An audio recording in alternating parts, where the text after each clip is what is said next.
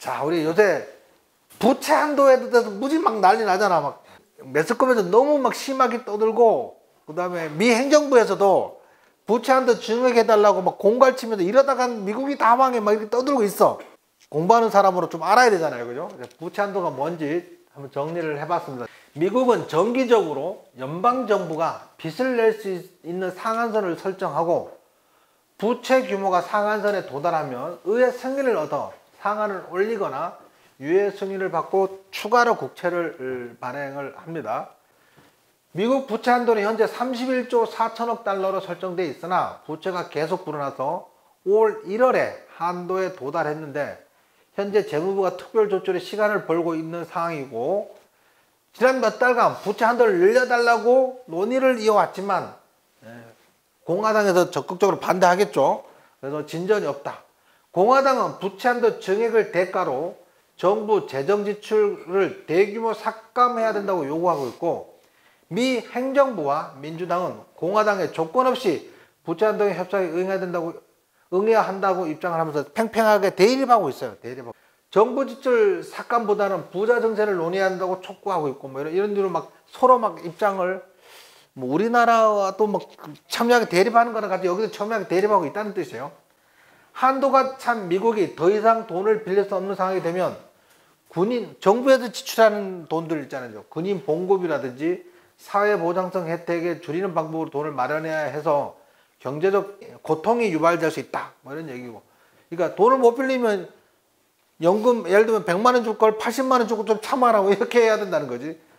투자자들은 미국 채권 가치에 의문을 제기하면서 세계 금융시장에 충격을 줄 수 있다. 미국의 부채 한도 조정은 1960년 이후 78차례나 이루어질 정도로 흔한 일이었다. 기본적으로 만성 적자 구조인, 만성 적자 구조인 이걸 이해를 해야 되는데, 재정 지출을 굉장히 많이 하잖아요. 근데 미국 내만 하는 게 아니잖아.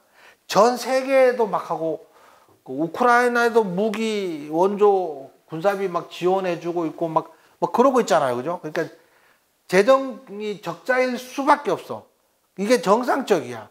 트럼프가 이상하게 무역 적자를 만회한다고 무역 흑자 하는데, 그거는 달러를 잘 모르는 거야. 미국은 적자를 볼수록 미국에 있는 돈이 전 세계로 퍼져나가면서 달러의 권위가 세력이 점점 더 넓혀지는 거야. 기본적으로 만성 적자 구조인 민 연방 정부는 채권을 발행해서 부족한 예산을 국채 발행으로 충당하고 있고요. 달러 발행 권한은 당연히 FRB 연방준비제도 이사회에 있고요. 의회는 재정 건전성과 달러와 가치 안정을 위해서 정부 부채 상한선을 정하고, 무조건 늘리지 말라는 거야. 은행하고 협의를 한 다음에 늘려라. 이렇게 정해놓은 거예요. 언제부터? 1917년부터. 1917년부터 시작된 이 제도에 따라 연방정부의 부채가 점점 늘어나면서 정부 요청에 의해서 상한선을 높이는 것은 의회에서는 비교적 일상적인 일이야. 그냥 60년 이후에는 상한선을 78차례나 정액해 줬는데, 그 중에 49번은 공화당 대통령 하에서 정액을 했고 29번은 민주당 대통령 하에서 각각 시행을 했다.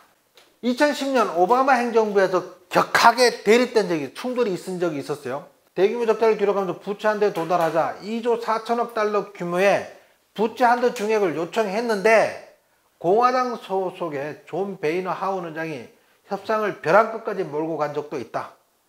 이미 부채 한도를 초과하고 보유한 현금 예산보다 떨어진 연방 정부는 공무원, 병사들 임금 체불과 연금 지급 문제가 발생했고, 디폴트 시한 이틀을 남겨두고 향후 재정 적자를 감축하는 조건으로 극적으로 타결한 적이 있어요. 2010년에. 당시 디폴트 시한이 다가오면서 주가는 S&P 500이 7월 21일부터 8월 8일까지 16% 폭락한 적도 있어요. 그러면 이번에도 폭락할 거 아니야? 뭐 이렇게 생각이 될 수도 있겠죠. 이후에도 7번이나 부채 한도 증액을 둘러싼 논쟁은 반복적으로 일어났지만 디폴트에 빠진 적은 없다.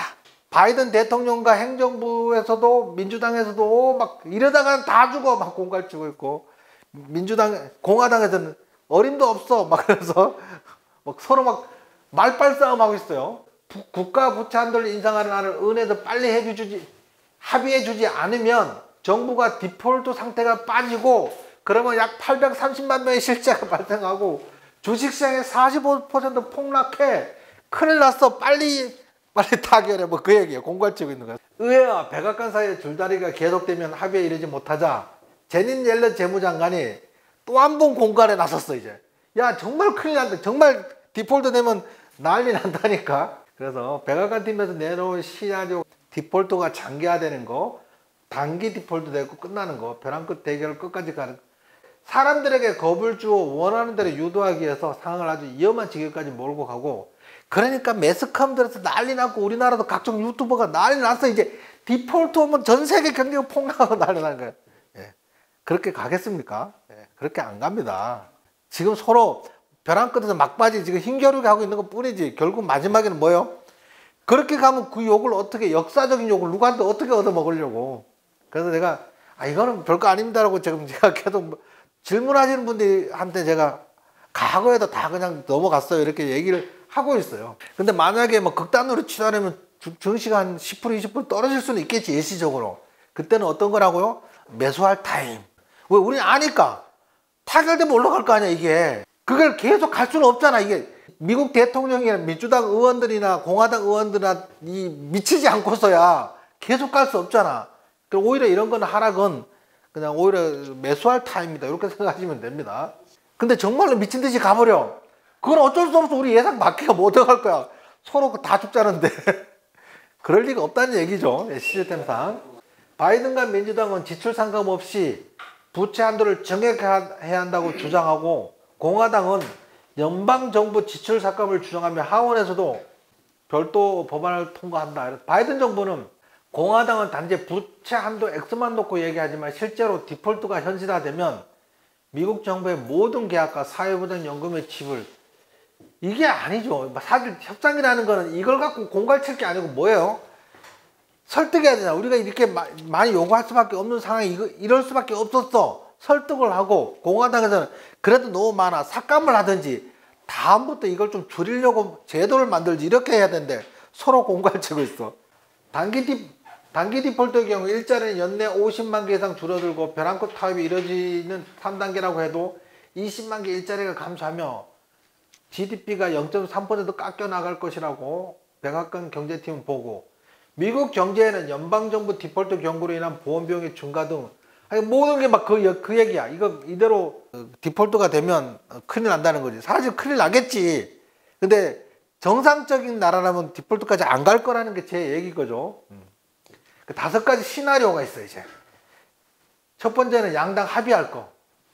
그 이제 합의하는데, 1, 2년 안에 부채한도 법안을 다시 검토해야, 그냥 요번에 넘어가기로 했어. 그러면 1, 2년 안에 다시 또 이 문제가 또 생긴다는 거야.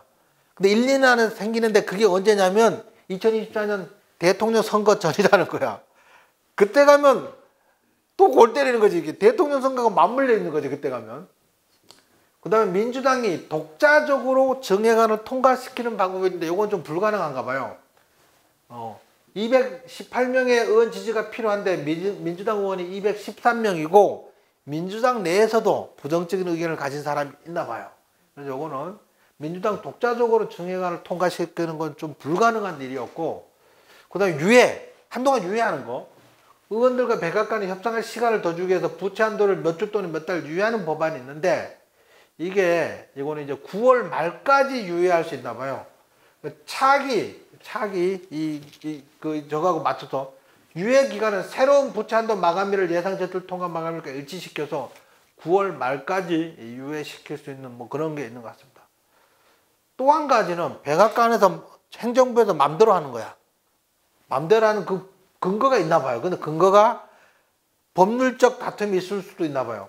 백금 동전 주조나 수정헌법 14조를 이용해 바이든 대통령이 미국 조폐국에 1조 달러 가치의 백금 동전과 같은 것을 만들도록 명령하고 이를 연준에 예치하고 그 돈을 정부의 청구서를 지불하는 데 사용하면 파월 연준의장 이건 사기다. 이렇게 하면 안 된다. 뭐 이렇게 얘기를 했어요. 일부 법률 전문가들은 바이든 대통령이 수정헌법 14조를 인용해서 행정부에 계속 돈을 빌리도록 명령할 수 있고 14조 사항은 미국의 공공부채의 타당성은 의문의 여지가 없다 하는 내용이 있나 봐요. 공공부채 타다가 의문의 여지가 없다 해서 내용이 있다고 해서 필요하면 발행할 수 있는 거고, 공공부채 문제 삼지 말라고 뭐 안 할 수 있다고 해요. 그 외에는 미국 행정부가 발행한 부채가 불법이라고 주장할 수 있으면 이거는 투자자들은 법원이 이를 심의하는 동안 혼란을 겪게 될 수도 있다. 그 다음에 디폴트가 일어나는 거. 여기는 미 정부가 역사상 이런 사례는 없었다. 이 사태가 되면 정부는 연방 서비스를 중단, 안정만 풀어서. 이게 뭔 문제가 있냐면요. 이렇게 되면 일단 공무원들 월급을 안 줘. 경찰, 소방관 아무도 안 줘. 근데 우리나라 사람은 월급을 안 받더라도 일을 하거든요. 자기 일을. 미국 사람들은 아니야. 월급 안 주면 딱 그 다음부터 쉬어. 일 안 해. 스트라이크야 막바로. 진짜 안 해. 그러면 미국 전체가 그냥 정지돼요. 스탑. 우리나라 사람하고 좀 생각이 좀 달라요. 우리나라는 예를 들면 한 일주일 월급을 좀 밀어줘도 그냥 자기 할 일 묵묵히 할 사람들이 대부분이야 사실은. 근데 미국 사람들은 아닙니다. 돈 안 주면 그날부터 손 딱 놓습니다. 그래서 이제 제 얘기의 요지는 저겁니다. 부채 한도 갖고 너무 시끄럽게 떠들어 막 뉴스에도 떠들고 막 큰일 나고. 왜 그래 떠들어요? 그렇게 떠들어야 시청률이 올라가잖아. 그것다 대고 별 걱정 없어 이러면 시청률이 안 나오잖아. 그 언론사들은 막 계속 같은 말을 해야 돼. 사는 공포를 조장한다 해야 되나? 분위기를 막 띄우는 거야. 근데 이런 얘기는 잘 안 하잖아. 역대로 한 번도 이런 일이 없었습니다. 그럴 리가 없습니다. 이렇게 얘기한 사람은 TV 출연도 안 시켜. 재미가 없지.